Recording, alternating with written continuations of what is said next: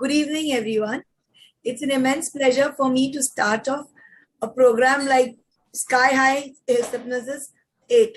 This has been a very good initiative started by our Preeti Savla, WRC member, and all the women council members. It is a program for women by the women. So you can learn it. First of all, it is online, so you virtually learn it. And all the speakers do get a platform. Plus, others get to learn from a woman, so they are comfortable at their own zone. Today's topic is also very interesting. The credit to be input tax credit under the GST tax regime and digital branding for CA. Word branding is something which we've never been much across, but now it's very important for all of us in this world and the newer generation because they are only more into digitally, more on technology and all. So we need to brand ourselves there. So we have two good speakers, Sujata Rangner and Shraddha Dedia. For me, it's an immense pleasure to introduce our speaker, Mrs. Sujata Santosh Rangnekar. She is a BCom, FCA and LLB. She has been in practice of this indirect taxation, whether sales tax or GST, from last more than 2 decades, from 1988. She has been the president of the STP Association Maharashtra in the year 99 to 2000. She's also been a part of the Sales Tax Tribunal Bar Association for 2002-2004. She has addressed various seminars, workshops on sales tax, GST, in professional bodies and also for outsiders like Rotary clubs, Jamnalar Institute of Management area. She's also a writer, a regular writer and a contributor to the leading journals of sales tax. We all get those sales tax reviews. She's a regular writer there. She has been also contributed several papers on sales tax and various webinars and seminars. She is also a co-author of a publication of the Institute of Chartered Accountants of India on Central Sales Tax Act, MVAT audit, and now the editor of Sales Tax Review every month, which is being published by the STPA for years 2014 till 17. She is a consultant to corporate members. Ranjit sir is there. I would like to request Ranjit sir. Yeah.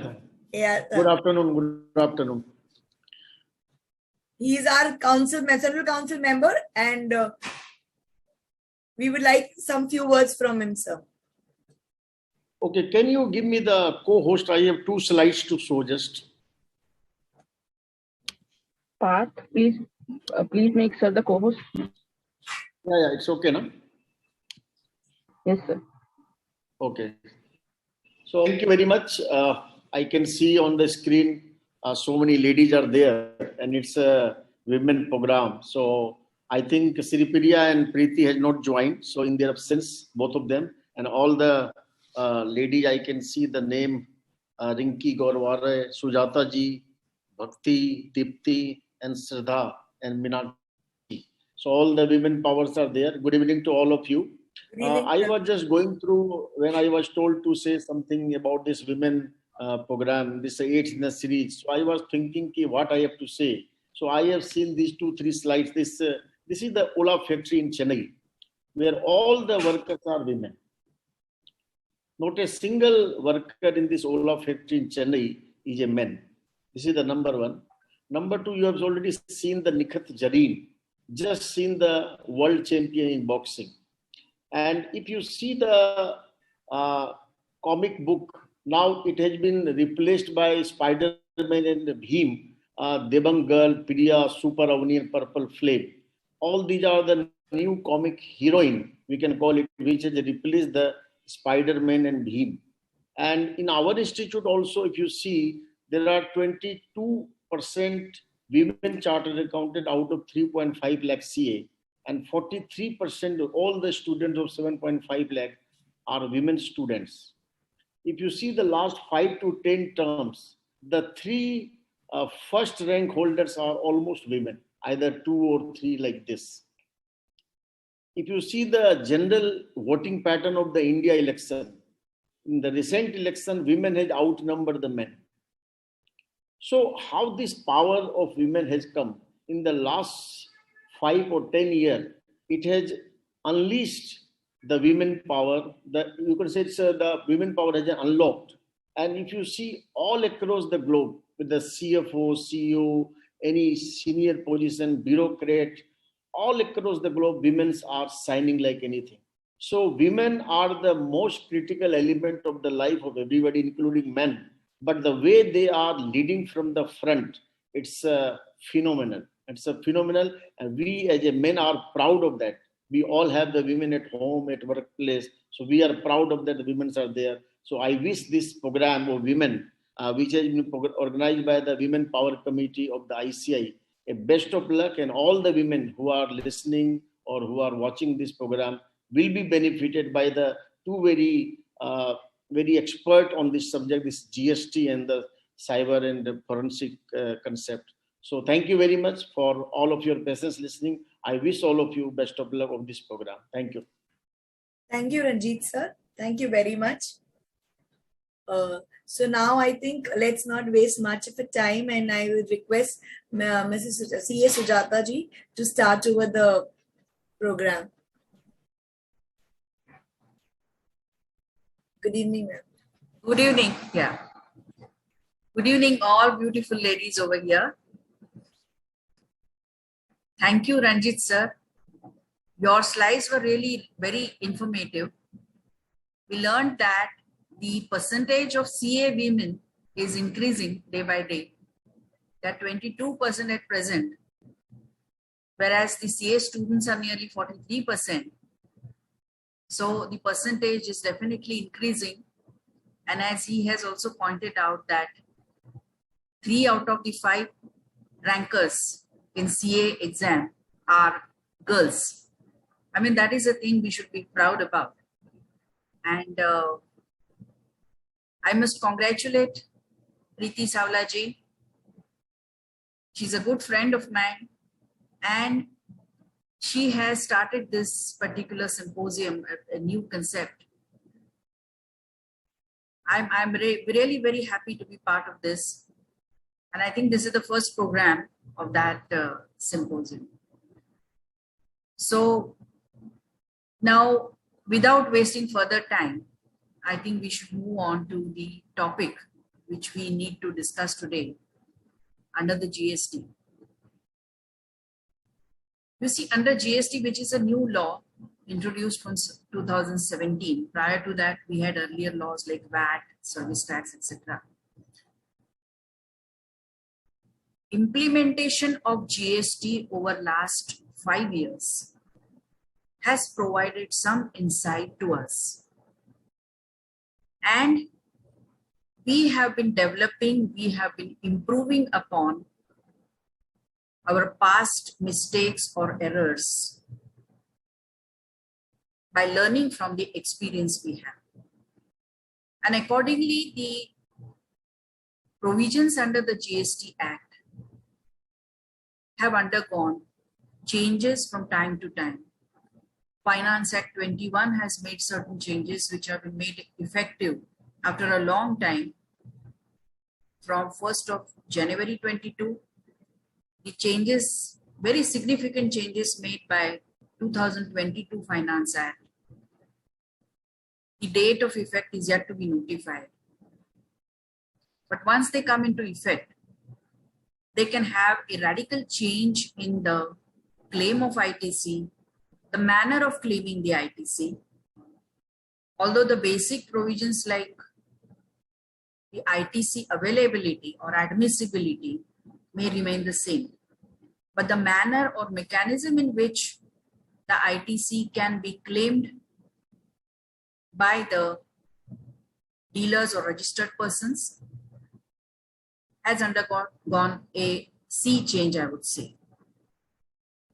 Of course, 22 amendments have not seen the light of the day because the date of effect is yet to be notified by the government. Till then, we have to look at the old provisions which are in vogue. The first section which grants us the input tax credit, or ITC. Short form is ITC, input tax credit, is defined under the Act to mean that the tax which is collected from the dealer from your inward supplies like CGST, SGST, IGST, UGST from the the output tax which you're required to pay. So it is sort of the tax already, as if it's tax already paid by you, and the credit whereof you get while discharging your liability on the output tax or outward supplies. Now the basic section which provides you this ITC is section 16, eligibility and conditions for taking input tax credit. I'm not going to read out the provisions as such, and within the limited time given to me, it's difficult to scrutinize all the provisions in depth, because it is the ITC is such a vast subject that it can by itself take 2-day seminar on various aspects of it, or even more than that. So some of the ticklish issues I may touch upon, and you may get some kind of a feel that what are the problem areas while claiming the ITC. Now 16.1, subsection 1 says that you get the ITC. First of all, one must realize the fact that ITC is a right given to you by the statute. It's not your inherent right. It's a right given to you by statute, and the statute has the power to impose conditions and restrictions while availing such ITC. So no one can say that just because I paid some tax on my inward supply, I must get the input credit. The government cannot stop me from taking the credit. No, it's not like that. It's subject to the conditions and restrictions, and if you follow them, then you are entitled. There is nothing wrong in imposing the conditions. Now, what does it, subsection 1 say?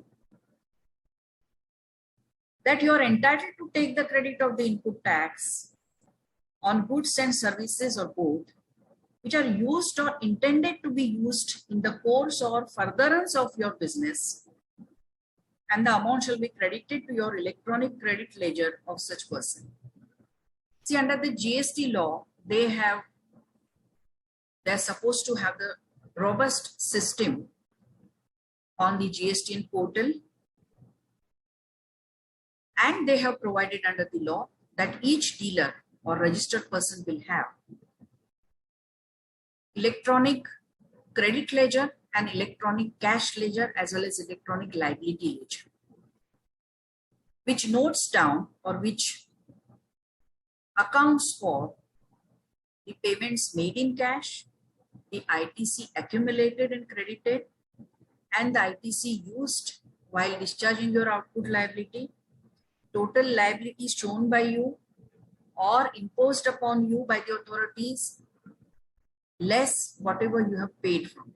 So all these electronic ledgers are there on the GST portal, and ITC is being credited to such electronic credit ledger by a mechanism provided under the Act. That mechanism is the self-assessed ITC will be credited to your electronic credit ledger automatically as soon as you file the returns. Electronic credit ledger, where the ITC is being credited when you file the returns, that is the self-assessed ITC automatically gets credited over there. But while you file the return, it's not that you can claim any ITC you want. It has to be subject to the restrictions and conditions laid down by the Act. One of them is such ITC or the inward supplies must have been used for the purpose of business or in the course of business or for the furtherance of business. Now, Business is a term which has been defined under the Act, under subsection 17 of section 2, and which has a very, very wide connotation. So it's not necessarily that your main line of business alone is considered. Anything incidental to the carrying on business may be related to the commencement of business, may be related to the closure of business, or incidental to the business, which may not be necessarily in the main line of business as such, will be considered as part of business itself. So, even say the purchase of capital assets. Now, capital assets by itself does not mean that you are carrying on business with them. The capital assets are used, and then after you can carry on the business on the strength of such assets. But nevertheless, the capital assets do help you in carrying on the business, and therefore they are in the course of business itself, furtherance of business. Here, I would like to point out certain advanced rulings also. Of course, we have seen that most of the advanced rulings or appellate advanced rulings are not up to the mark, and they are not really depicting the real position under the law. But nevertheless, we will have to study them to understand the thinking or ideology of the department, because that reflects the way the authorities think about a particular issue. Now, I would refer to certain advanced rulings in the case of Shri Savai Manohar Lal Rathi. This is from Gujarat Advanced Ruling Authority. Here the problem was the registered person had income from interest, from PPF as well as savings bank interest, etc., which is exempted under a notification under the law. So they are basically exempt supplies, if you call them as supplies. And at the same time, he also had some renting income from the immovable property. Now, taken together, the interest income as well as the rentals received by him, that would together cross the threshold limit required for the registration. Now, the problem was whether he should obtain the registration, because rental income, if taken exclusively, was much less than the threshold limit. Whereas if you take it along with the interest, which is an exempt income, then it would exceed the threshold limit. The question was whether he is required to take the registration, and his plea or contention was that the interest income is not earned by me in the course of my business. That was his contention. But this was not accepted by the Advanced Ruling Authority. I mean, there are no proper reasonings given in the advanced ruling as such, but they have held that this has to be treated as supply, because there is a notification specifically exempting that supply. But when you are giving, say, loans, personal loans to your relatives, friends, etc., that's not your business as such, and that cannot be, or the interest earned through that activity cannot be considered as a business activity. But this has been given a go by the Advanced Ruling Authority.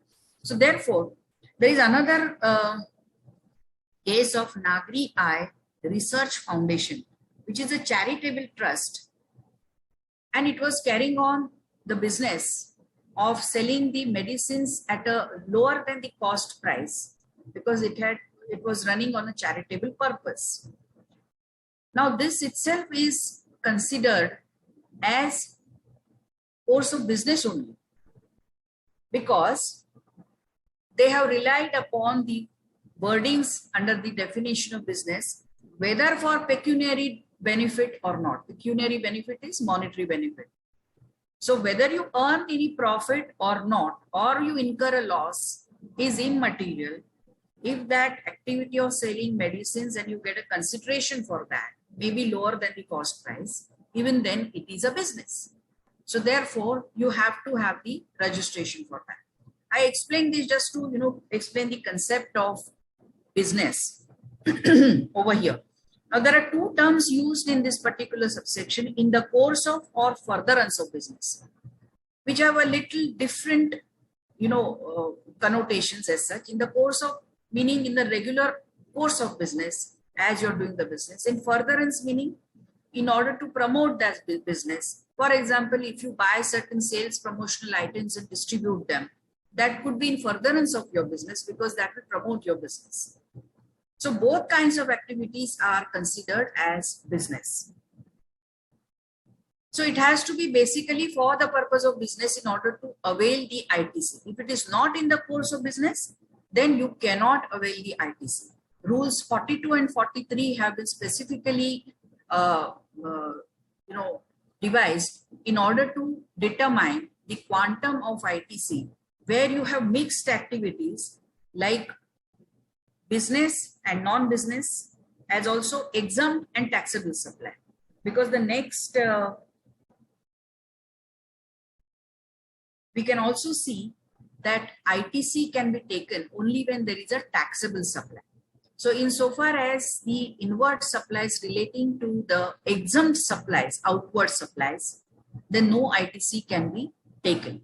So rules 42, 43, they deal with a situation where you have mixed situation for business and not for business, taxable supplies and exempt supplies. So in this situation, how to calculate the ITC?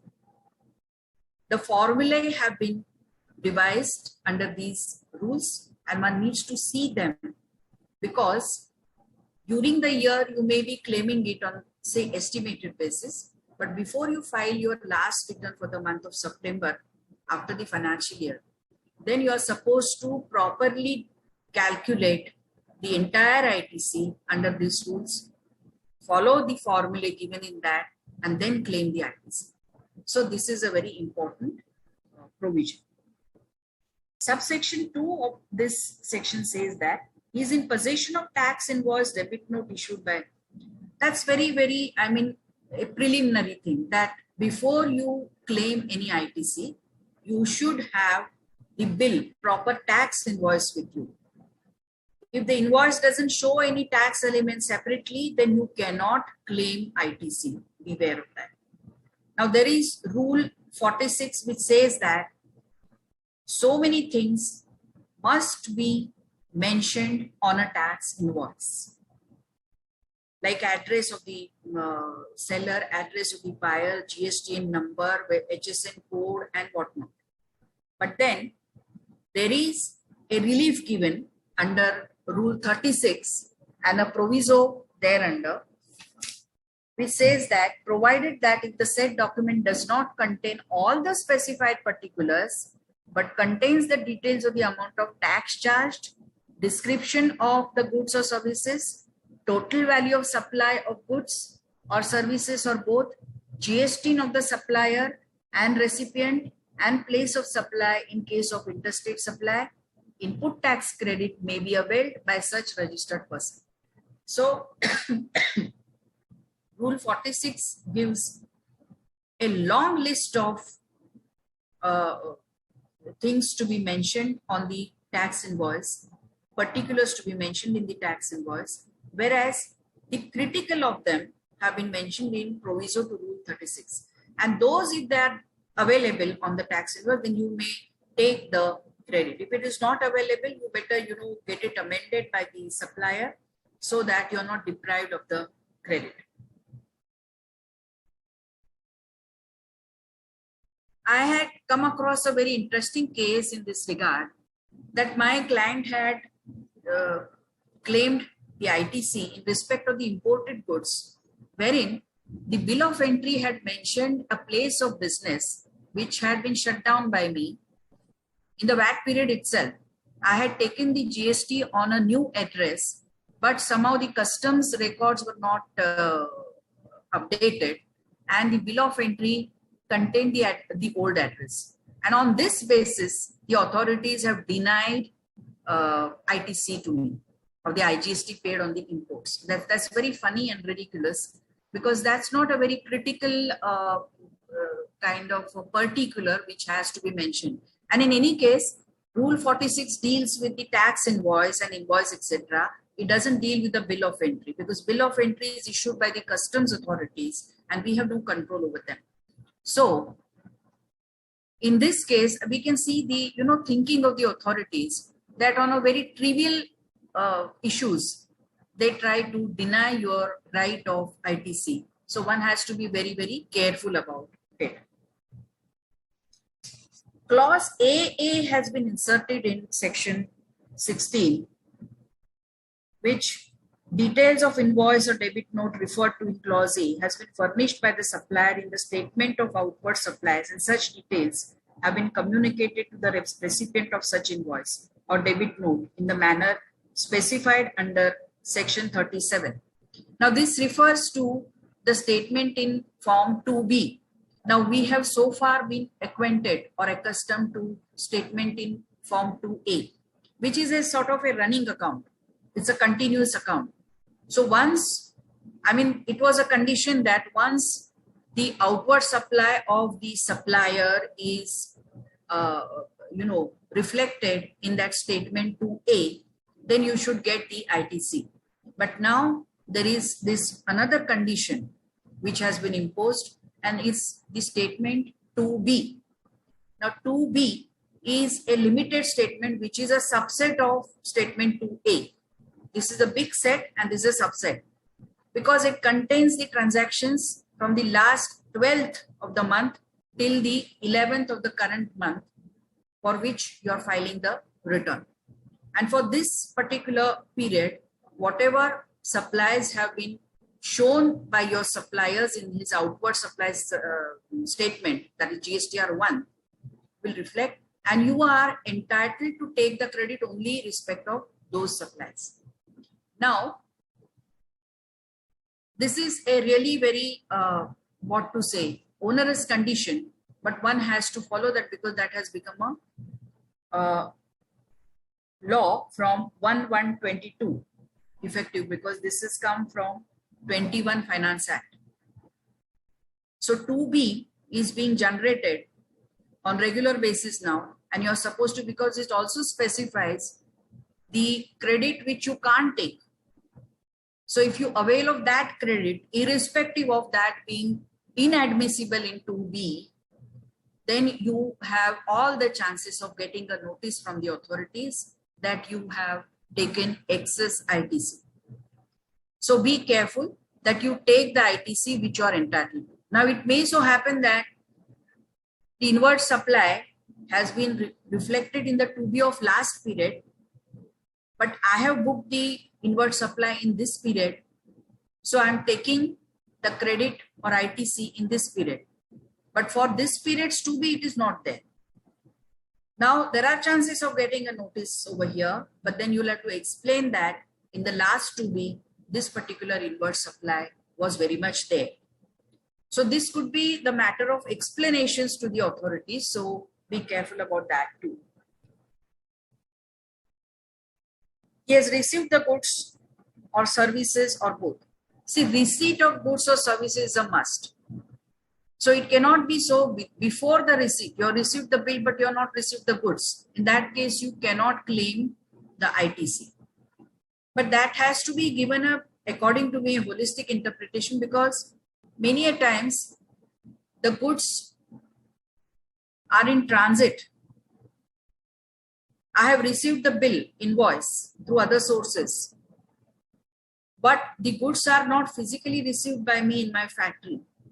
Then what do I do? Whether I should take the credit or not. You see, once the supplier dispatches the material from his place, Sale of Goods Act is still there. Once he dispatches the goods from there, the property in the goods is deemed to have been transferred to me unless there is something contrary to this intention. In that case, I have deemed to have received the goods, and therefore I can take the credit. This is my view. Of course, there could be some other views also. But then received goods has to be given a holistic kind of interpretation, because otherwise it will become too rigid and the ITC can be, rejected for very, trivial issues. They have also given an explanation below that, saying that in case of, third party delivering the goods, in the sense, we can visualize a case of bill to ship to, meaning you have asked the supplier to supply the goods at some other place, not your own place. That is known as bill to ship to. Billing address is different and shipping address is different. In that case also, although you have not physically received the goods, you are deemed to have received the goods. And that is the explanation they have given. For example, a job worker. Now, I want the goods to be processed by a job worker. Then I ask the manufacturer to deliver the goods directly to the job worker and not through me, because that will increase my transport cost. In that case, I can take the ITC irrespective of the fact that I have not physically received the goods. So this kind of explanations are there.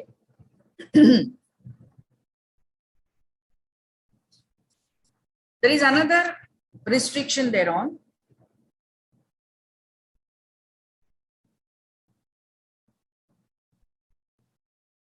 If you don't make the payment within 6 months to the supplier, then you are not entitled to the ITC so claimed. So you will have to reverse that ITC after a period of 6 months if no payment is made to the supplier.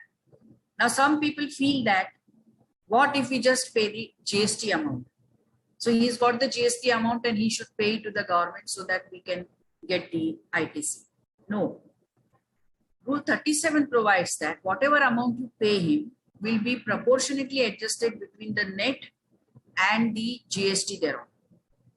Therefore, you will not be able to get this ITC fully if you make a part payment only.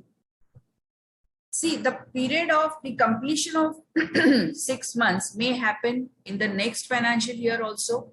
At that point of time, you will have to reverse the ITC. But you will have to bear the hit of the interest portion from the date of taking the credit till the date of making the payment. Sorry, date of issuance of the invoice and the date of reversal or the completion of 6 months. I'm sorry, completion of the 6 months. So for this period, you will have to pay the interest. As soon as you make the full payment to the supplier, you are entitled to take the ITC fully. That may happen in the next year also. But this interest you will have to pay. And supposing you don't reverse that after 6 months and just carry it on, then up to the date of reversal or up to the date of payment, you will have to bear the interest. So these are the provisions. So it's not easy to, just fool around with the suppliers and not make the payment to them. Depreciation. Now this is a combination of income tax provision and the GST provision. On a capital asset, there is a GST component on it, on the purchase. Supposing you have claimed, and in all probabilities you will claim a depreciation on that asset. Now, if you capitalize that asset along with the tax element thereon, in that case, you will lose the ITC on that GST component. So, only if the net amount of inward supply is capitalized by you, then you will get the ITC in respect of that GST paid on the capital asset. So, this is the provision so far as capital asset is concerned.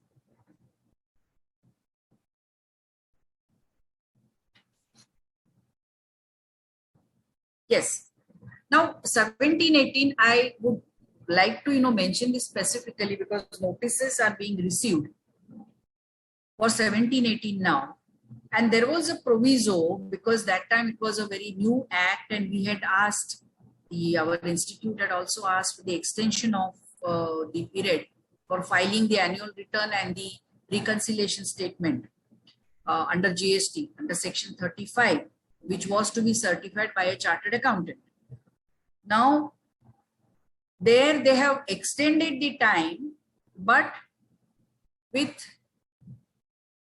a restrictive condition, and which says that the details of such outward supply by the supplier have been uploaded by the supplier under section 1 of section 37 till due date of furnishing the details under subsection 1 of said section for the month of March 19. So the date was extended till the due date of return March 19 for 17-18. So one feels that I can take the ITC till the due date of March return, irrespective of the fact whether my supplier has filed GSTR1 or not. No, they have very specifically put this condition under the proviso, extending this time limit. Actually, this condition was not applicable to the period 17-18, 18-19. After 1st February 19, this clause AA has come into force from 1st January 22. So there is a very specific clause which says that the supplier must have uploaded the GSTR1 before that date, and then only you will get the ITC. Now this is dependent upon an action by some other person, not me. But even then, they have a right to block that ITC. Now, this proviso for 17-18 puts that condition, and therefore, if you take that ITC up to the date of extension of annual return and all, you must verify that the suppliers have shown it in the GSTR1 filed by them. So this was an additional condition for that period imposed by the proviso under this act. This is what I just wanted to bring to your notice. Now section 17 will take up, because there is paucity of time, will take up certain issues under section 17.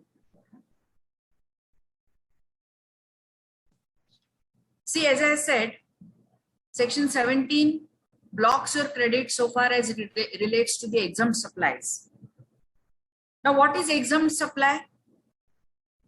Not only exempt supply which is defined under the law under section 2, it also says the value of exempt supply under subsection 2 shall be such as may be prescribed and shall include supplies on which recipient is liable to pay tax on reverse charge basis, transactions in securities, sale of land, and subject to clause B of paragraph 5 of schedule 2, sale of building.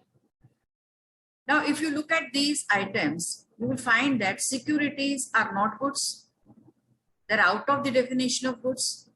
But for this purpose, for calculating what is an exempt supply for the purpose of calculating your ITC, consider security sale as exempt supply, even though they are not goods.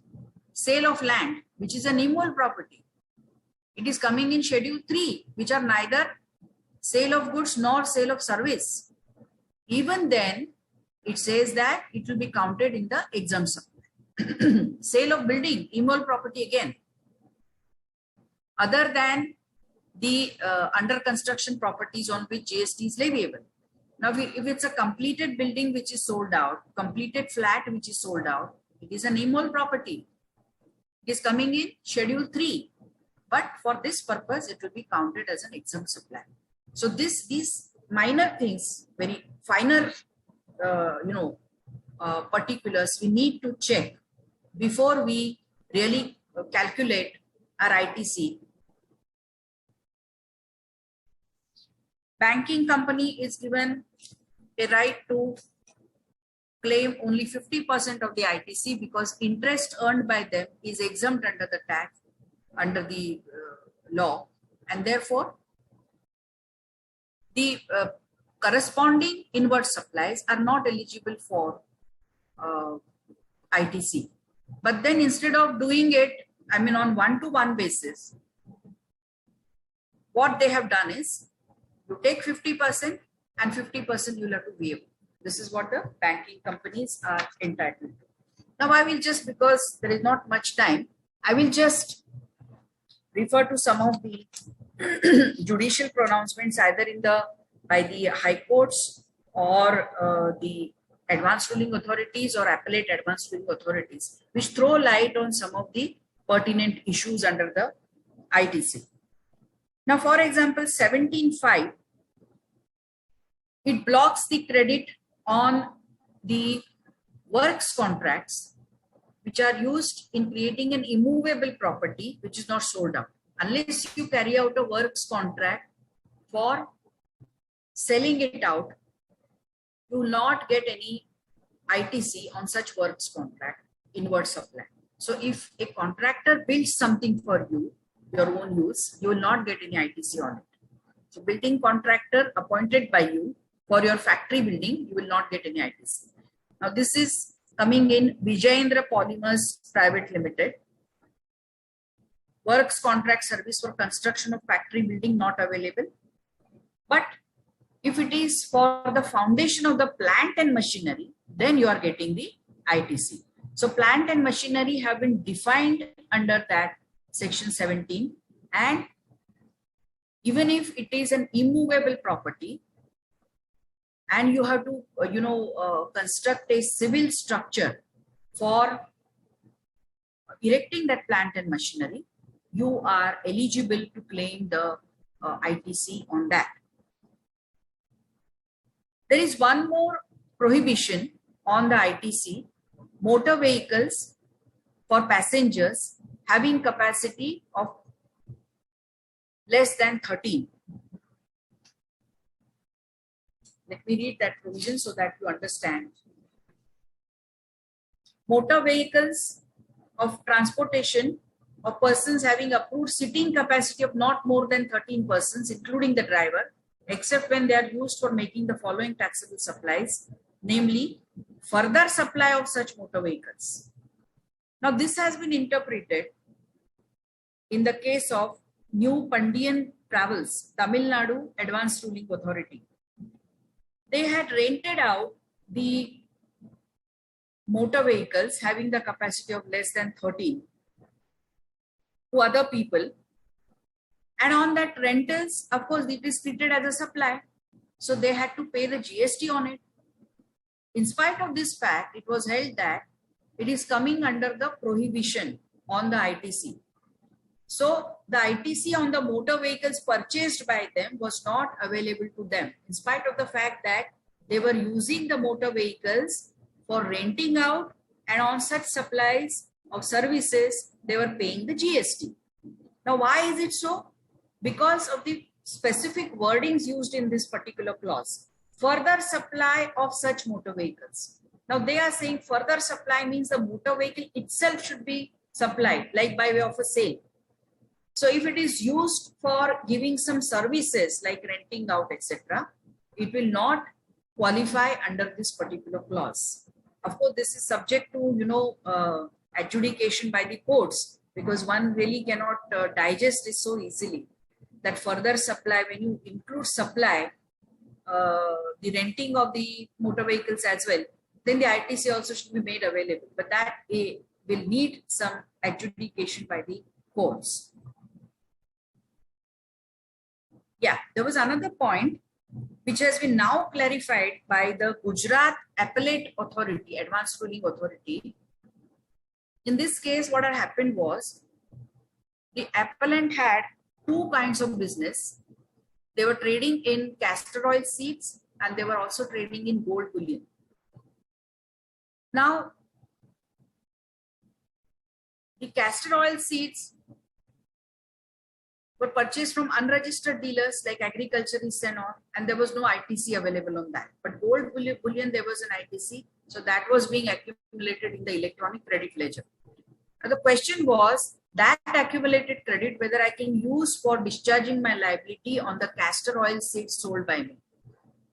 So the Advanced Ruling Authority of Gujarat held that no, you can't, because you have to correlate the ITC qua the taxable outward supply, and if it is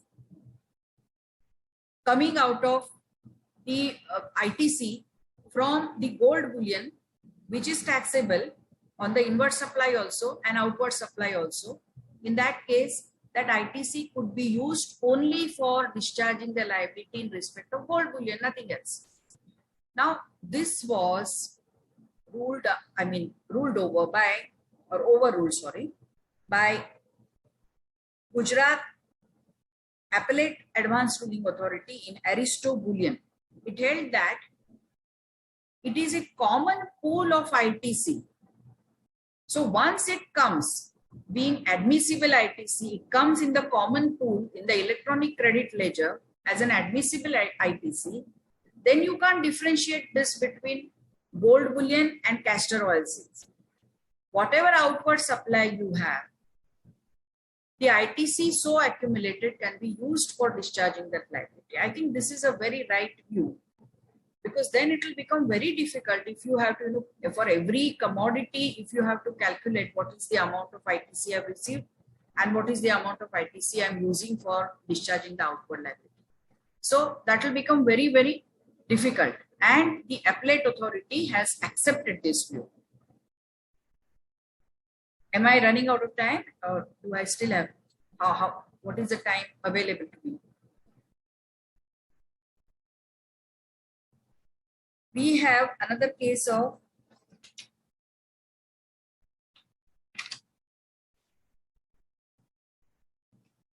yes, I must mention this particular case. Plant and machinery I have discussed, and land filling pit. This was a case in Mother Earth Environ Tech Private Limited, Appellate Advanced Ruling by Karnataka Authority on December 13, 2021. Question was whether the materials used for creating land filling pit, which is used for disposing of certain hazardous waste. Now, this land filling pit was being made with the help of their base was lined up with many layers of HDB plastic, and then after it was filled up with this hazardous waste, etc., and then it was completely covered up so that it doesn't harm the environment, it doesn't go into the water table under the land. And such structure was contended by the appellant that this is a plant and machinery for this is our business, and we are helping the manufacturers to dispose of the hazardous waste in this way, and therefore whatever materials we use for making this land filling pits, this is our plant and machinery. But the authority has held that if you look at the definition of plant and machinery, which says that apparatus, equipment and machinery fixed to earth by foundation or structural support that are used for making outward supply of goods or services or both, and includes such foundation and structural supports, but excludes land and building or any civil structures, telecommunication towers and pipelines laid outside the factory premises. Now, according to the authority, it doesn't fit into the definition of plant and machinery. So it's out of it. Even though the functionality test, if you apply, it can qualify as a plant and machinery.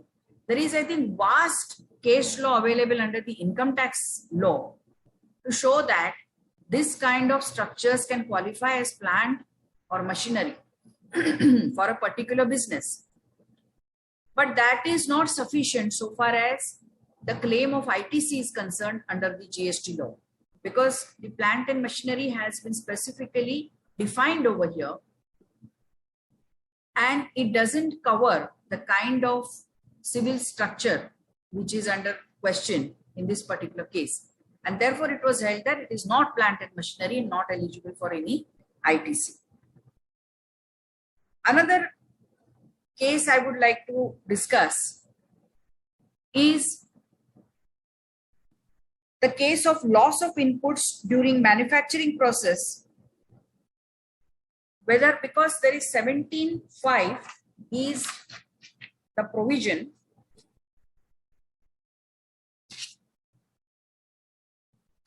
clause H says that goods lost, stolen, destroyed, written off or disposed of by way of gift or free samples, they're not eligible for set-off. Now here, the pertinent question comes is whether the goods which are inevitably lost during the manufacturing process itself. Now I have a case of motor spirit manufacturer. They have petroleum products and motor spirits, and which are lost by evaporation while handling them, during transport, while loading, uploading, etc. Now this is an inevitable loss, and the regulatory authority in that respect has suggested or given certain benchmark or the range of the loss that can be considered as a normal loss. In that case, is it right on the part of GST authorities to disallow the ITC in respect of such loss? Because if you have to carry on the business in that commodity, this is an inevitable loss.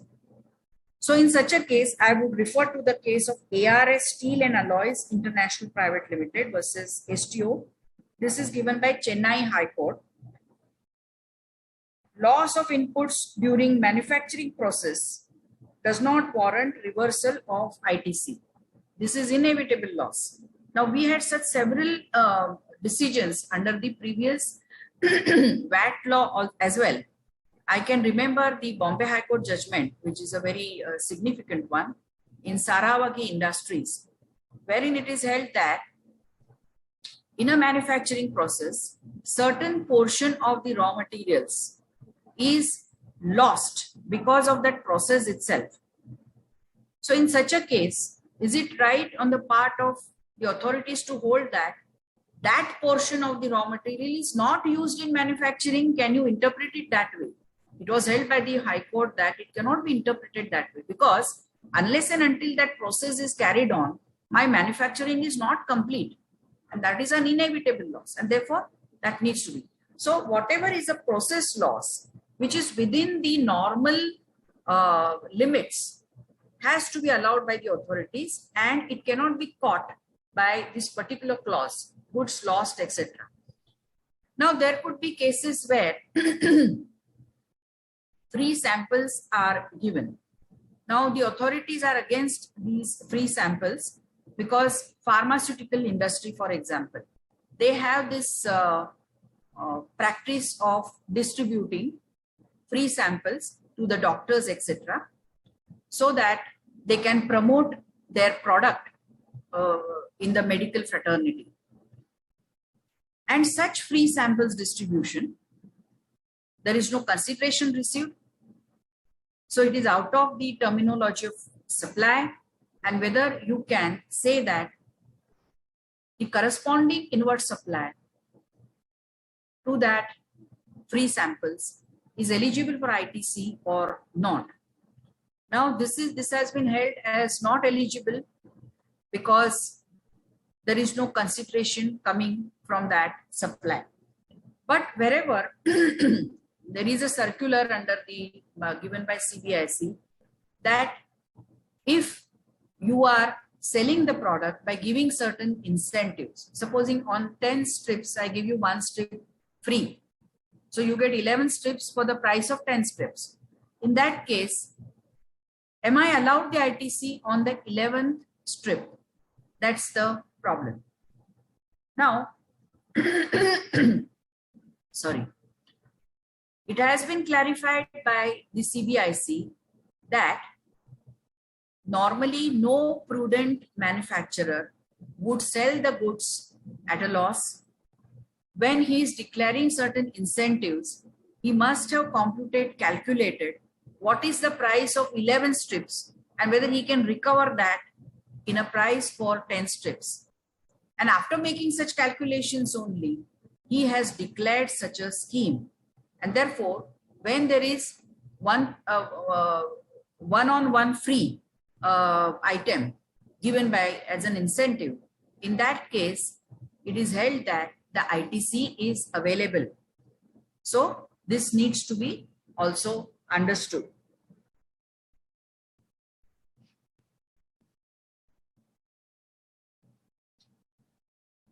Yes. Now there are certain amendments made where under 16, actually I am coming back to the section 16, which says that invoice debit notes, invoice relating to such debit notes was the wording used or phraseology used in that section in order to claim the ITC before the deadline, that is filing of the return for the month of September of the next financial year. That is the deadline. So before that, you must claim the ITC. Now, if a debit note is sent to you after that period, but the invoice has been booked during this financial year, in that case, do you lose the credit on that debit note? Because the wordings were invoice relating to such debit note. It has now been clarified or amended rather that invoice relating to words have been omitted. So now it's only debit notes. So no matter when the original invoice was booked by you, if the debit note has been booked and paid by you and all other conditions are satisfied by you, in that case, you will be able to get the ITC on such debit note as well. So this is a very, very significant amendment that has been made, because this was a grievance of many people that debit notes come after a very long period and then we lose the credit on that. So this has been taken care by the GST amendment. Section 18 is also a section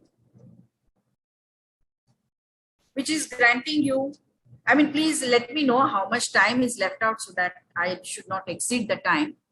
I will confine to the time given to me. Section 18, it is a section which allows credit in a specific conditions or situations. For example, a person who has applied for registration within time, because he's supposed to apply within 30 days from crossing his threshold limit of turnover. In that case, he is entitled to take the ITC on the stock of the goods as on the previous day of granting of registration certificate.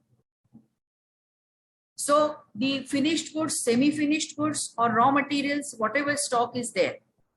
But there is one condition under subsection 2 which says that because stock of goods is also made out of the inward supplies received by him through some tax invoices. Now those tax invoices cannot be earlier than 1 year from such date. So if they are older than 1 year, then you do not get this ITC. So this stock of raw materials, finished goods, semi-finished goods, etc. needs to be scrutinized by him so as to find out whether the ITC, the invoices involved in therein are not older than 1 year. So this is the condition for section 18. Then it is so with the registration which is a voluntary registration. Voluntary registration under section 25 into bracket 3. There also the same position. Whatever stock you have till the date of granting the registration to you, you will get it. But subject to this particular condition that it is not older than 1 year. Then you have clause C, where a registered person sees it. This is very important because when you shift over from one scheme to another, supposing you were in composition, by virtue of certain breach or contravention of the scheme of composition, you have gone back to the regular system. Now, in my case, one very, very interesting case had taken place, and the GST, you can make out like how GST authorities think and their way of thinking in respect of any contravention or so-called contravention. In this case, he has started a new restaurant. Now, he thought that during the first year, because the turnover limit is 1.5 crores under the composition scheme, so he thought he will not cross that limit. So he opted for the composition scheme. Fortunately or unfortunately, he crossed that limit of 1.5 crores during the same very first year itself.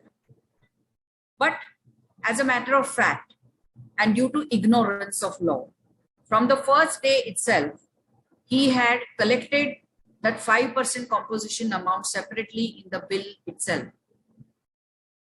Now, this was a contravention actually of the composition scheme, because you're not supposed to collect the tax and you're not supposed to take any ITC. Now, he had not taken any ITC. Whatever he had taken, he had reversed also. So there was no contravention on that count. But the thinking of the GST authorities was that you have collected the tax.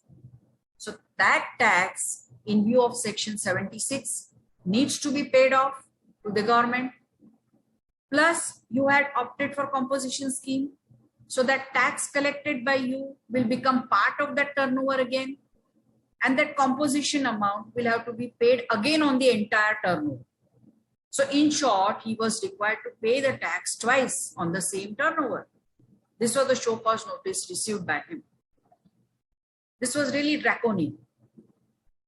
Now, our reply to that was, if he has collected the tax on the very first day out of, say, ignorance of law, then on that very first day, he comes out of that scheme automatically as per the conditions of the scheme itself. So he's out of that scheme.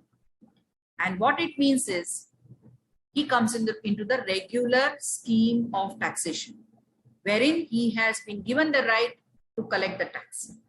And coincidentally, for a restaurant business, the rate of tax is 5% itself. He can collect it also, but no claim of ITC. That's fine. So that 5% he collected, and that was already paid to the government. So there was no extra liability payment. Fortunately, this interpretation was accepted. But you can see that how the authorities think, and they can even go to the extent of making you pay double the tax of what you should pay.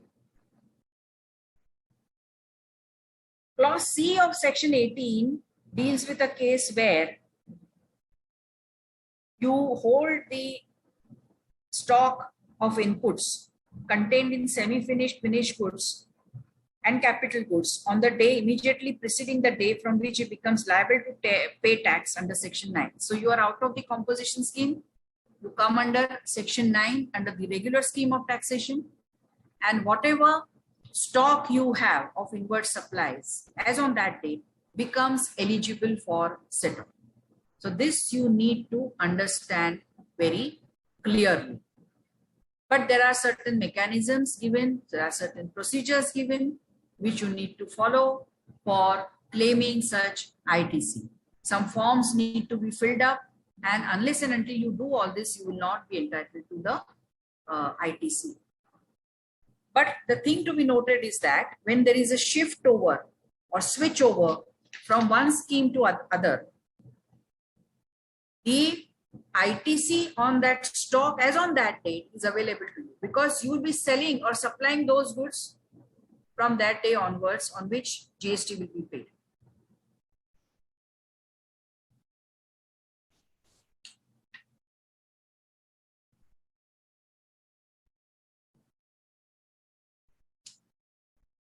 Yes.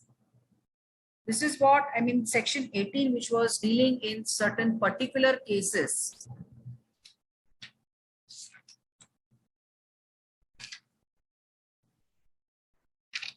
Yes, there was this case of Orissa High Court in the case of Safari Retreats. Very interesting case. I have told you that there is one prohibitory clause under section 17 bracket 5 which says that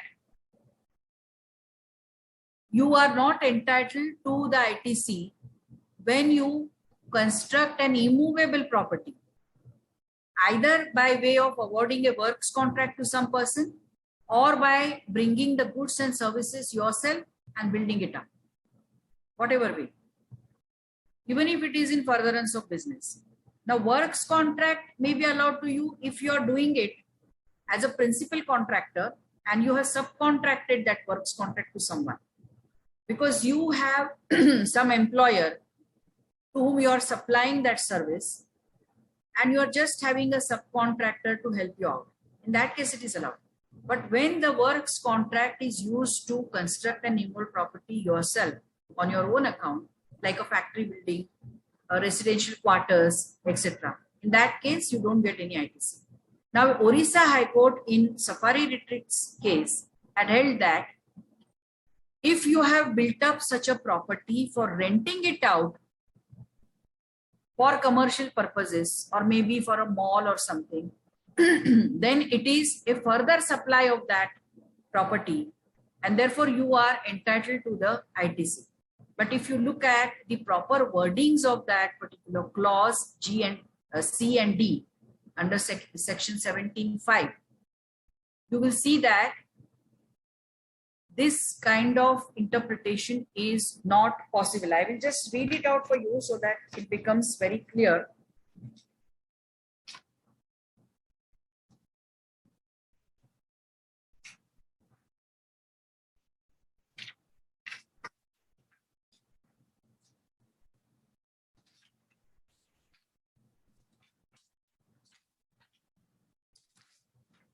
Yes.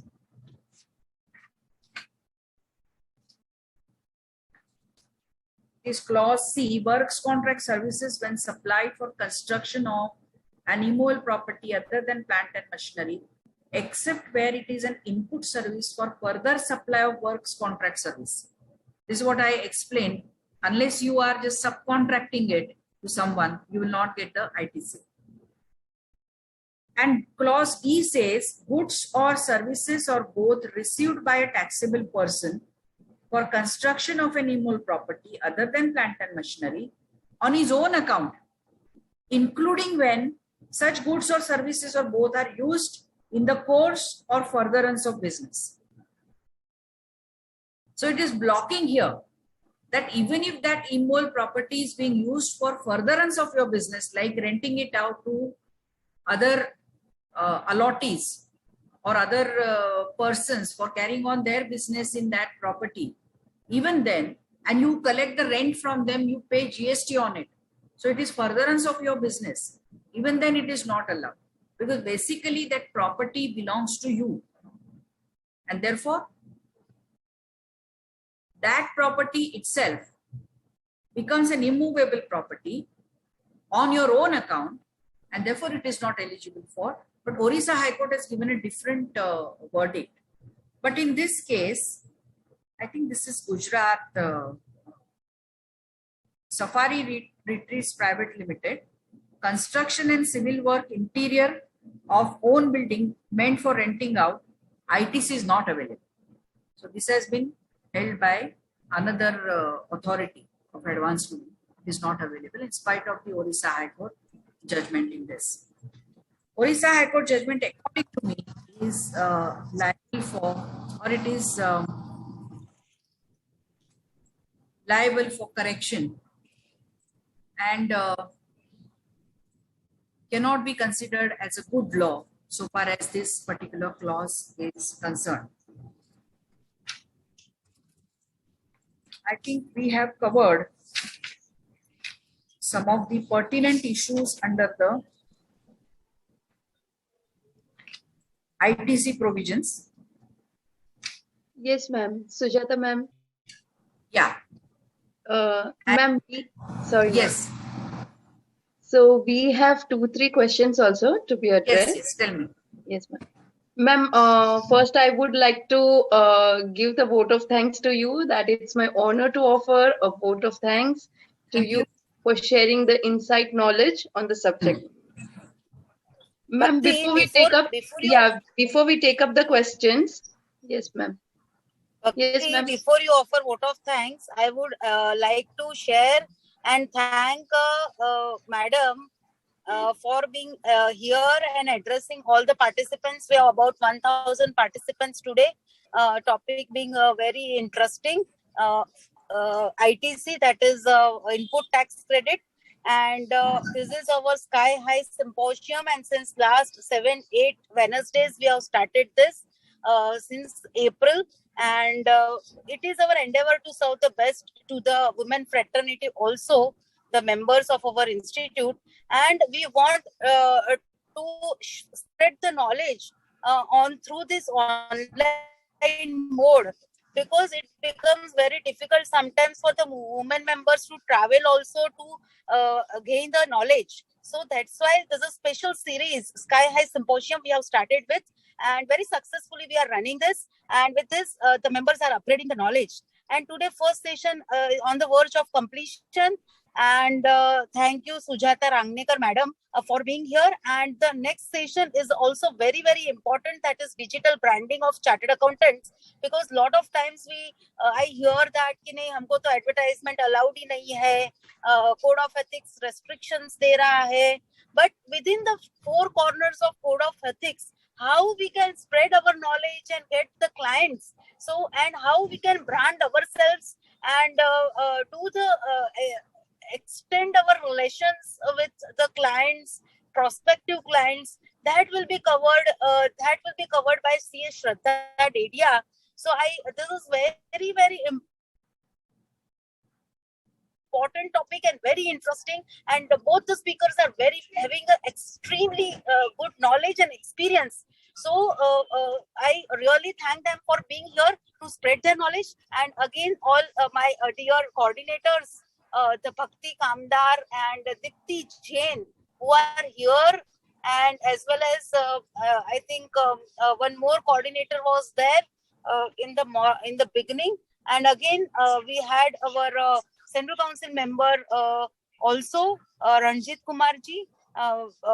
So really thank all of them, and all my women, intelligent, beautiful women also who are participating. Please give your feedback also in the chat box, or share by email, or you can send message to me in person also, and we will be able to take, we want you to be the either coordinator or speaker, and have added value to the knowledge and share your knowledge also. So please connect me through the social media.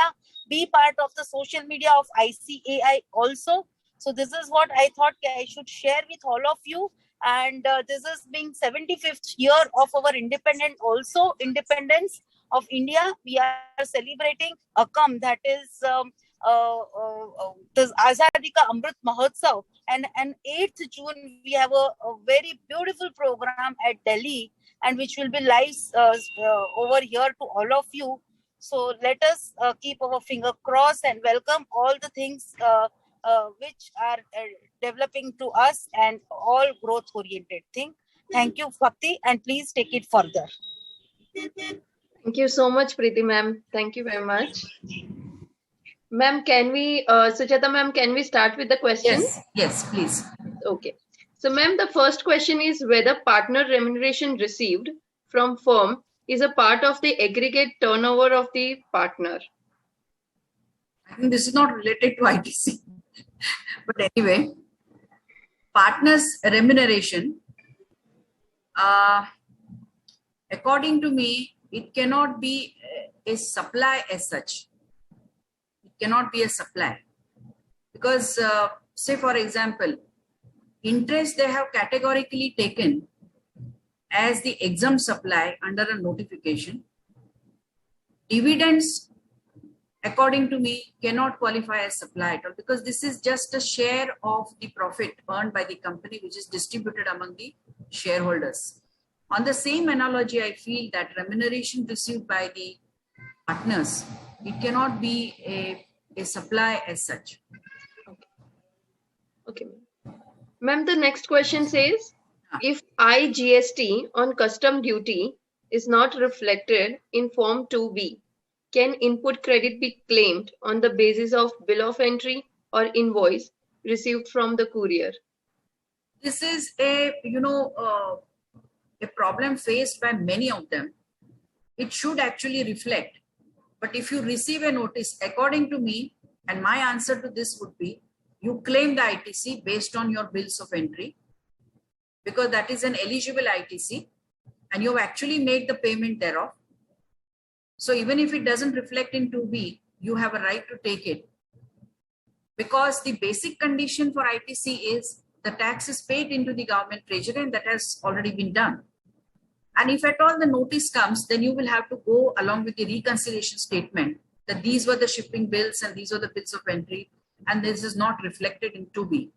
And I think the officers are accepting this explanation. Yeah. Ma'am, now there is a question on reversal of credit on the unpaid bills. The question says that credit availed but separately kept and not utilized for the clearance of the taxable goods, whether the interest is applicable till the date of payment or reversal. This is a very, I would say, doubtful or rather controversial question, because the ITC, if you look at provisions of 73, 74, it talks about the ITC availed or ITC utilized. So even availment of ITC also can be considered as a contravention when you're not supposed to take that ITC. So if you have availed it and it's available, of course, there are certain judgments under the erstwhile service tax law which says that unless and until, because they have similar provisions, unless and until you utilize, but that is a burden on the assessee to show that we have not used this particular ITC while discharging our liability. If you do that, then if the analogy under those case law, under the service tax, are accepted by the GST authorities, you might get it. But as of today, the things stand, ITC availed is considered as a breach when you are not entitled to it. So you got to reverse that. And interest has to be paid. Yes. Yes, ma'am. Thank you so much. There was one question I think you had posted on the WhatsApp to me, whether ledger confirmations can be sufficient for claiming the ITC. Now, this was a practice, under the VAT law, because the system was not supporting. But now there is a, very clear-cut mechanism provided under the law, and you need to comply with that mechanism. Unless and until you comply with it, you will not get the ITC. So giving ledger confirmation from the supplier will not be sufficient. You will have to ask him to file his GSTR1, let it reflect in your 2B, and then only you can take the ITC. That's my answer. Thank you. Great. I hope all the participants are very clear with the doubts. They have got their answers. Thank you so much on behalf of the Women Members Empowerment Committee and the entire management team. I'm very heartily gratitude to Sujata ma'am for having with us today's session. Thank you so much, ma'am. Thank you so much. My pleasure. I would request CA Deepti Jain to please introduce our next speaker for the day. Thank you, Bhakti. Sujata ma'am, it's been a wonderful session. Am I audible? Hello. Yes, you are audible. Thank you. So the next session is really very interesting. That is digital branding for professionals, chartered accountant. And we have a very dynamic speaker with us, CA Shraddha Dedia from Mumbai. So here I take the privilege to introduce her to our audience. Shraddha has 8+ years of experience in indirect taxation and finance, speaking and training professionals. Currently, she is working with a startup as an associate director of finance, A favorite amongst her audience, Shraddha has been a speaker and a trainer for various professionals like chartered accountants, MBAs, CMAs, company secretaries, and lawyers. She has trained more than 10,000 professionals at ICAI, BCAS, CBOCA, and study circles across India. Shraddha has been consulting professionals on building their digital and social media profiles like LinkedIn, Twitter, Quora, Google, My Business websites, etc. She has been contributing articles on various soft skills and digital topics at renowned professional publications like BCAJ and Kuchi Visa Oswal CA Association. Her key achievements include she had won various accolades and mementos for being a speaker at ICAI study circles and regional councils, managed to increase brand value and visibility of clients through social media and digital branding within the code of ethics. Now, this is very important to market yourself, to be visible on social media by following the code of ethics. So surely we are going to have very interesting session and some very important, insightful insights we are going to get from Shraddha today. So happy learning to all our viewers. And here I invite Shraddha to take over the charge. Over to you, Shraddha.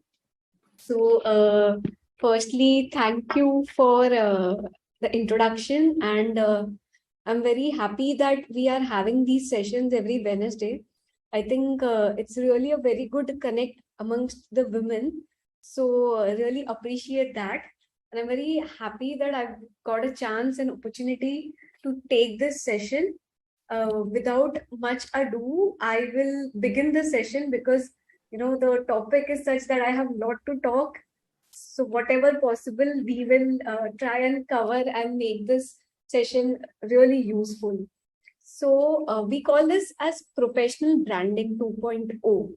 That is a digital push from being a CA to a digital CA. So why this topic as such? So I've been taking these sessions at various places, and I've been taking a webinar since 2 years. A feedback that we've got is everyone really wants to make their digital presence, but because of code of ethics, they feel hesitant. They're not sure if they're allowed to be on social media or they are allowed to be on digital modes, etc. So while we talk about these sessions, after this session, I'm sure people will have this clarity that you are allowed to be on social media and do digital branding, but not marketing.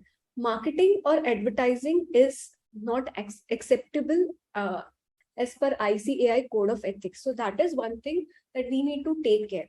Now, when I talk about marketing and branding, it is also important to understand the difference between two of these. What is marketing or advertising? It runs on pull mode. Pull mode, wherein we come and say that we are the best service providers in a specific. So I'll take an example of GST on healthcare services. So we come and say on various social media that we are the best service providers on GST healthcare services, or maybe you avail GST service and we will file TDS return free for you. All of that is marketing. You cannot even write something as we will file your return for 999 rupees. All of that is marketing and on pull mode. That is absolutely not allowed. But when I talk about branding, branding is really long term. So for example, if I want to make sure that people know me that I am an expert on GST on healthcare services, what I will do is I will keep sharing various posts or educational videos on that specific topic on GST, or I will keep taking webinars, keep posting it on LinkedIn, keep sharing important updates. So nowhere on my post, on my videos, I'm trying to tell people that we are providing these services for XYZ amount, or we are providing it, we are the best service providers. No, what I'm trying to say is, when I talk about branding, I will just go and tell people that these are the updates on healthcare services. This is an article which wherein we have analyzed GST on healthcare services similarly or such similar examples. So that is what branding is. And when you do branding, it stays for you long term, which is absolutely allowed as per Code of Ethics. There are no restrictions. A few disclaimer that we've considered the Code of Ethics while preparing this PPT. However, in case if you have any other views, you can take it accordingly. We are not at all connected to any of the digital platforms that is presented here, except that we are the user of these platforms, and the quick strategies that I will be sharing are totally based on what experience I've gained. So there's no thumb rule, but all these strategies have helped me to have my own digital brand. Now, if you go and check on LinkedIn, I have around 14,000 connections. Similarly, on Twitter, I have around 3,000 connections. Even on Instagram, none of these platforms I have been advertising something or talking or selling something. I've been just talking about my webinars, my articles, or other industrial updates. So that is what branding is. Relevant provisions of Code of Ethics, considering the time we have, I won't discuss in details, but you need to refer the first schedule, which says that it's a professional misconduct if we solicit client through any modes. So client ke paas jaake you cannot say that come and avail these services from us, nor you can do this on social media. You can talk about what is happening in a specific industry or on a specific tax law. You can use the designation CA on social media. So that is allowed. As I said, branding is how the outside world perceives you. So when someone says Shraddha Dedia, it's not what I talk about myself that, I am digital branding expert. No, it's about what others talk about you, or when people Google you, do they get definite results? That is what branding is, and that is absolutely important. So even if someone goes and Googles about you, do they get a result which will, insist them to come and see what services you are providing? Generally, we fail to, maintain our search engine optimization. So that is something which is very important, and Google will talk about you. People will know that you have a brand, and potential clients will definitely come to you. Branding is the process of designing unique, memorable brand, and it is how you design and build your brand through website, social media. So we'll discuss this in detail in the next slides. So why digital branding is important? So firstly, interaction becomes very easy when I am on digital brand, on any of the digital mode. People can directly approach me. They can speak to me, and it makes interaction very easy. It has a global market. I mean, being chartered accountants, we cannot say market, but I've just written it for discussion or making it understandable. So someone in Mumbai can also provide service to someone in Delhi, provided that they have been, continuous in building their brand. So it has, because I keep posting on LinkedIn, people will know that you are an expert into something. So they may approach you irrespective of the boundaries. So that it has a global market. It has flexibility. So for example, if you are recording podcasts on some educational material, it has a lot of flexibility for the users, because they may hear the podcast even while they are traveling, and they will understand that you are an expert into something without you even talking about it. So it has a lot of flexibility being on social media and digital modes. You get to track results and get a lot of analytics. So if you have a LinkedIn account or any social media, you will know which of your posts are getting really good attraction. On what of your post did client come and approach you without, and the post should not be something wherein you are selling something, but wherein you are sharing ideas, or wherein you are sharing details of. I'll give a simple example. So many a times I go to Quora. Quora is very underutilized by chartered accountants. So go to Quora, with the whole intention of helping people there, not with the intention of selling your services. So someone just posted a query that, my turnover is XYZ, and am I liable to register under GST? I went there, I commented that as per the law, this is the threshold. Since you are exceeding your threshold, uh, primarily it looks that you are liable to register under GST. However, even if you have more questions, you can reach out to me on my email. The person reached out to me on email. We discussed something, and then he asked me that, will you be able to register it for me? And I said, yeah, I will register it for you. And that is how, we got clients. So this was a build-up example. I'm into service, but I've seen my friends who are using Quora or other social media. So even if someone posts on LinkedIn, Twitter, they have queries, you start answering them. You start showing people that you are an expert into something without directly selling your services. And of course, it's cost effective. I mean, most of these social media or digital platforms that we see, they do not come with cost. They are absolutely free. However, efforts are involved, which you need to take care, and which you need to, you have to put in efforts. So that's there. But yeah, that makes digital branding extremely important. Now, what are the modes that are available to us? Many of us are not even, aware of these modes. And it's not necessary that only people in practice should be on digital or should be building a digital brand. No, even if you are into job, now I am also into job, but I still build my digital brand because I feel it's absolutely important. And that's how I also landed in a new job, because I was very active on LinkedIn. The CEO approached me saying that I find your LinkedIn very exciting and we are looking out for someone in finance. I think you are a good, resource, and would you like to join? We had a discussion and got it done.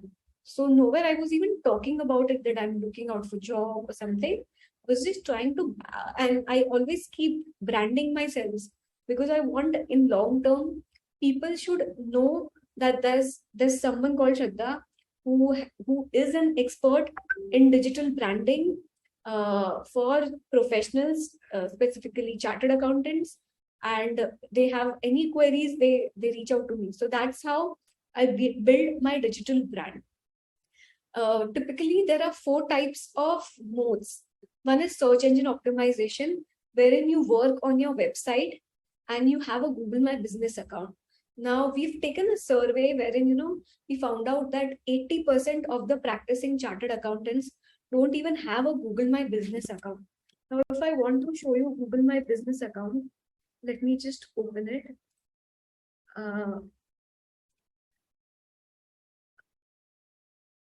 What exactly is Google My Business account? So if I search something, say there is XYZ and Associates, or maybe I'll take, a CS firm example, because I don't want to discuss a chartered accountant firm here.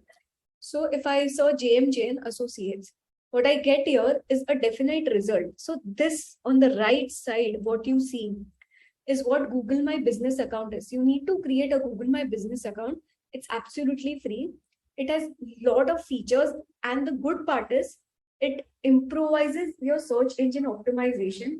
It is an app or a platform built by Google. So it is linked with everything or every app that Google has.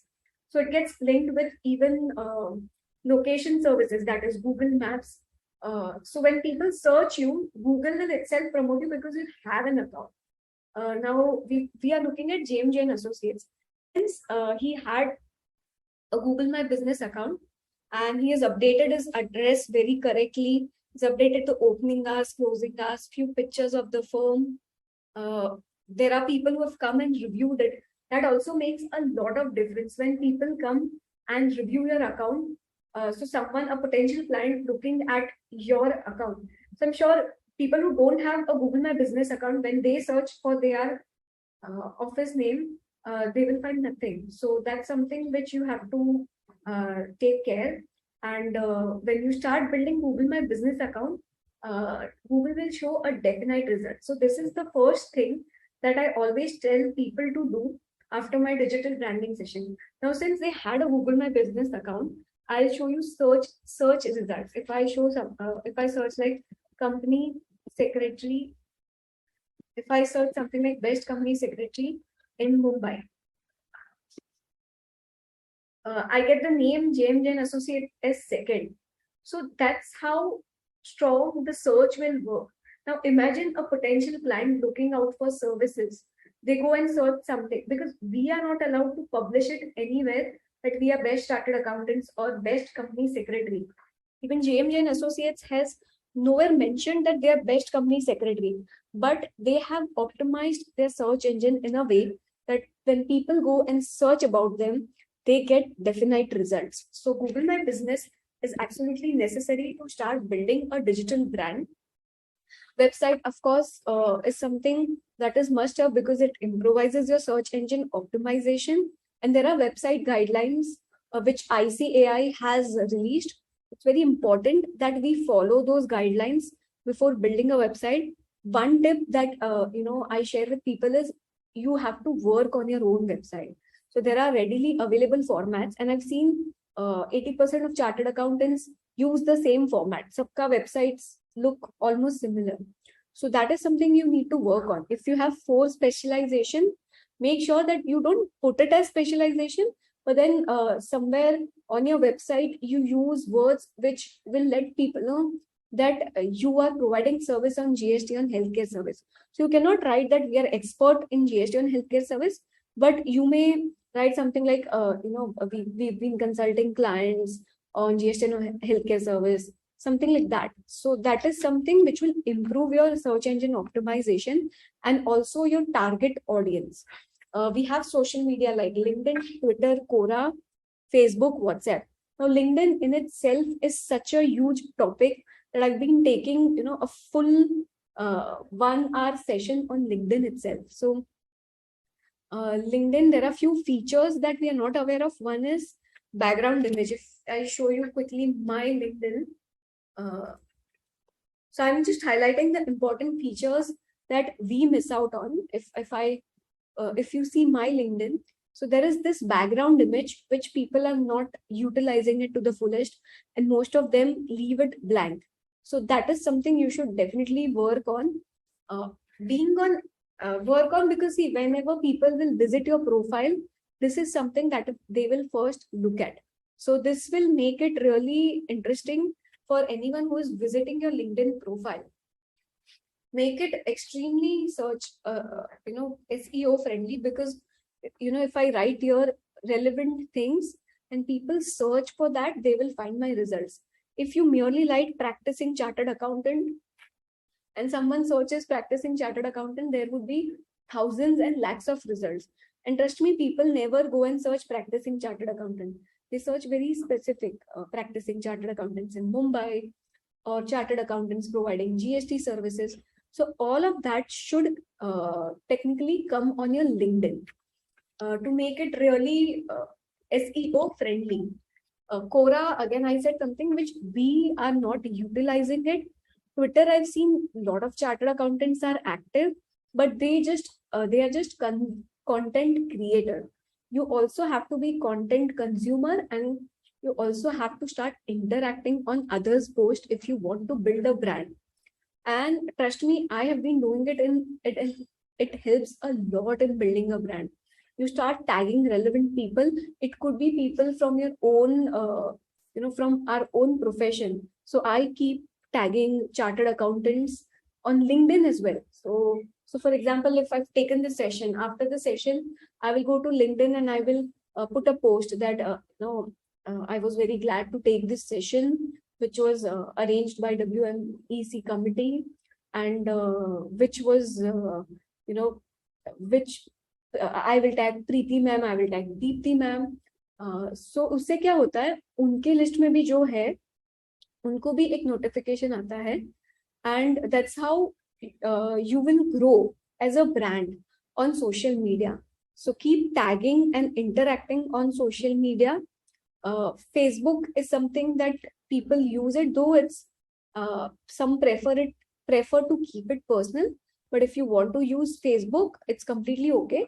You need to make sure that code of ethics, or you are not violating any kind of code of ethics on Facebook. You are not advertising or pulling clients on Facebook. Similarly, on WhatsApp, I suggest people should start using WhatsApp for business. Extremely useful and important for us as professionals. So what I do is, I have two contacts. One is personal, wherein I chat with my friends, family, etc. And if I want to chat with my clients, customers, I use WhatsApp for business. It has so many amazing features. It is available on Play Store. Basically, on WhatsApp for business, you can label items. किसी का follow up करना, you can label it red. You can start sending automated messages. So someone sends a hi, on WhatsApp for message, WhatsApp for business. What you can do is, you can send an automated message that, hi, we've received your message. However, it's 7:30 p.m. and we will reply to your message tomorrow. You can do that even for your clients. It really makes your life simple and different. WhatsApp for business also has a feature wherein you can, upload catalog. Now, we as a chartered accountant are not allowed to upload catalogs or write something that we are selling services. But what I use it for is, I use WhatsApp for business account to start posting relevant updates, notifications, circulars. उससे क्या होता है, whenever people, they want to search something, and if they have an idea that you have been continuously posting relevant notifications on WhatsApp for business, they might not even go to the government website, because they may feel that will take time. So they tell their friends that, okay, if you want to check the recent notifications, just check Shraddha's WhatsApp. वहाँ पे मिल जाता है. She updates it every day. So that's how, the branding works. People will start recognizing you as a brand because you've been helping them. Your intention is to help and not sell. Then there's content branding, wherein you write blogs, books, journals, any kind of written format comes under content branding. After you have written a blog or an article or journal, it is also important that you make people feel the presence of it. So लिख के छोड़ देना will not work. But you need to actually do it after writing a blog. Start sharing it on your social media, that I'm glad to share my article or my blog, which has been published by XYZ association, or which is available on particular website, and the blog talks about so and so. इससे क्या होगा, when you start talking about it, people will know that you've been active on a particular subject, and they will recognize you as an expert of that subject. So content writing करके छोड़ देना is not something that will work. You need to work on also talking about your content on social media and other digital brand without selling it. You just need to tell people that you have written something, and trust me, I'm sure people who are writing articles or they are writing blogs will agree to what I'm saying, that it has helped them to build a brand. Now, we recognize stalwarts of our profession because we've read their articles or we've read their books, and we recognize them as a brand. That's how important content branding is. So I know someone who will come and talk something, and if he or she has authored a book, I will be very fascinated. I will be, oh wow, I know that he has been writing on a particular subject, or he's writing an article on a particular subject. I'm sure he or she is an expert into it. And you can also synergize. Me being in GST services, someone else being in income tax services. If I want to reach out to someone, it gets, you get opportunity to synergize because people will start knowing you. Then the last thing that we have is audiovisual branding, wherein you can have webinars, seminars, YouTube channels, podcasting, Twitter Space, Clubhouse.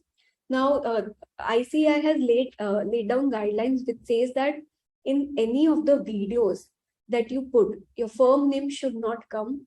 nor it should anywhere, you should not talk about from where, which firm you are working at. All of that is not allowed at all. The whole purpose should be that you are sharing knowledge and people start knowing you. Now, when they then search for you, of course, if you have a proper search engine optimization website, then it will definitely bring them to your website or your Google My Business account. And that is not pull mode. They are coming to you. You are not going to them. So whenever you are making educational videos or podcasting, it is very important that you make sure you don't talk about which firm you are working at, because that is not allowed as per code of ethics. YouTube channel names can be firm names, because as such, it's not restricted as per code of ethics. So channel names could be firm names, but in your video, you can nowhere talk about it. In your video, you should never talk about where do you work or you are partner at XYZ firm. So that is not allowed. You can have seminars and webinars. This gives people chance to, let them know that you are an expert into something. Now, we've seen the earlier session where ma'am was talking about ITC. When I hear ma'am talking about ITC, I know she's an expert into GST.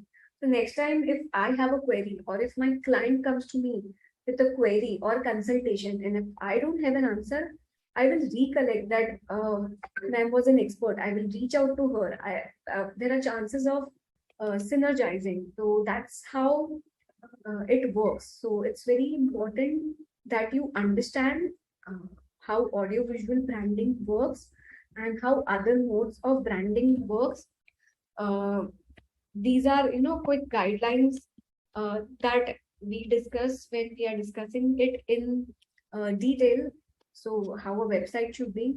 So it should be mobile friendly and very easy to navigate. As I told you, do not have a standard format of website.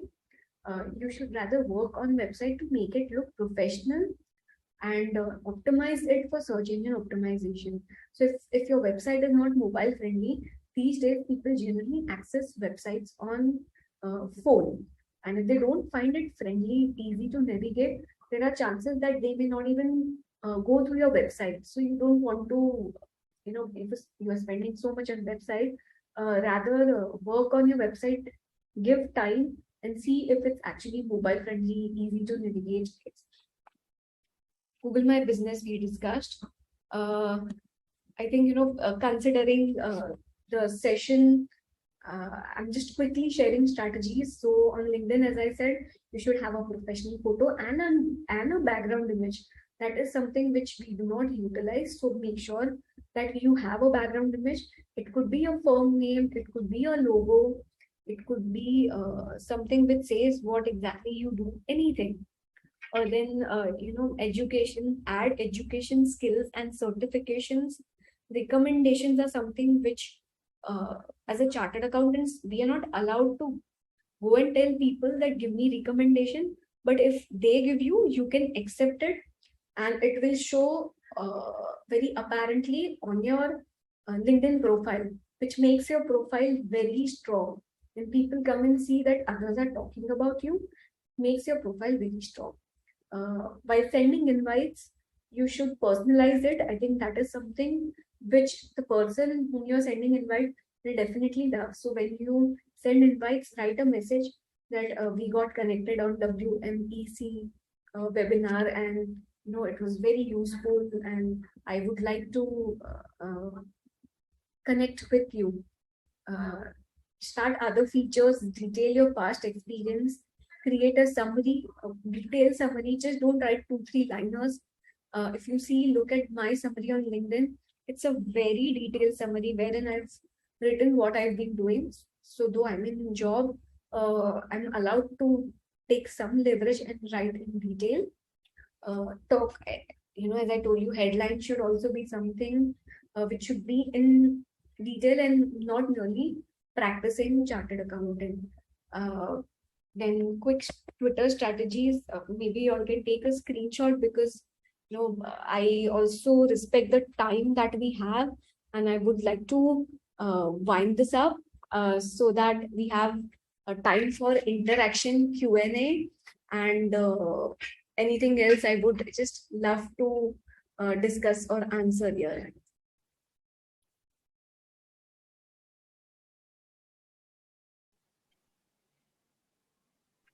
Thank you so much, Shraddha ma'am.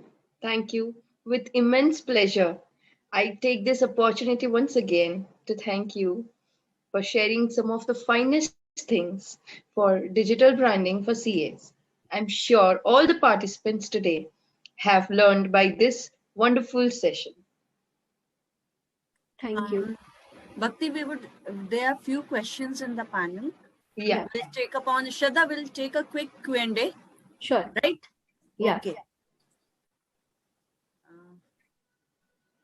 There's one question from Meena Mandrekar Tanna, that can we use firm name in WhatsApp? In WhatsApp for business, yeah, you can use. There are no restrictions. Even on WhatsApp, while circulating important updates, that is allowed. So, say if you want to share updates that a due date is extended, you can put it on WhatsApp and write firm's name. That's okay. That's not disallowed.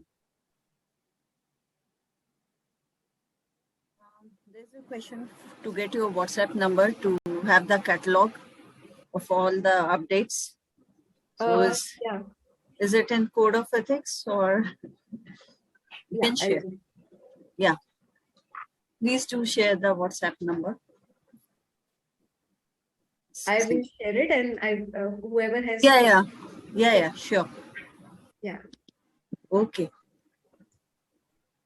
There is one more query, whether we can open a Twitter account with the firm's name. I think you have already answered this, that yes, we can open, right? Yes, definitely we can. That's allowed. In fact, I prefer having two different accounts. So if you all have a firm's account, use it for professional purpose. And from your personal account, you can retweet your firm's updates, and you can post anything else if you like, cricket, Bollywood, whatever. So just, it's a strategy rather, I would say. Yeah. Okay. So we can have like Facebook page. Many firms create the Facebook page, And YouTube LinkedIn. channel for their firms. LinkedIn page is also there. Yes. And the partners can share that page details. Yeah. Updates. Deepti ma'am, I can't hear you actually. Hello. Yeah. Yeah.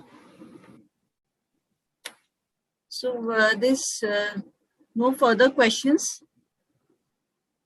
Bhakti? Yeah. Thank you, Shraddha. Thank you, Dipti ma'am. My generous thanks to all the participants for being awesome audience and for expression of such an appreciating involvement and willingness towards the session and making it lively. And I would also like to thank the entire women committee.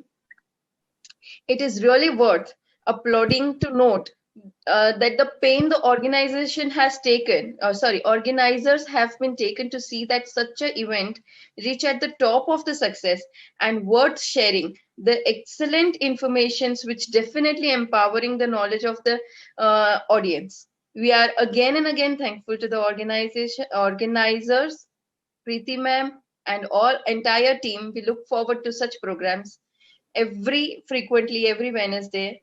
As always, thank you so much. Thank you. Thank you so much. Thanks to the Preeti ma'am and the organizers and the committee for organizing such insightful programs. Shall we end the meeting here?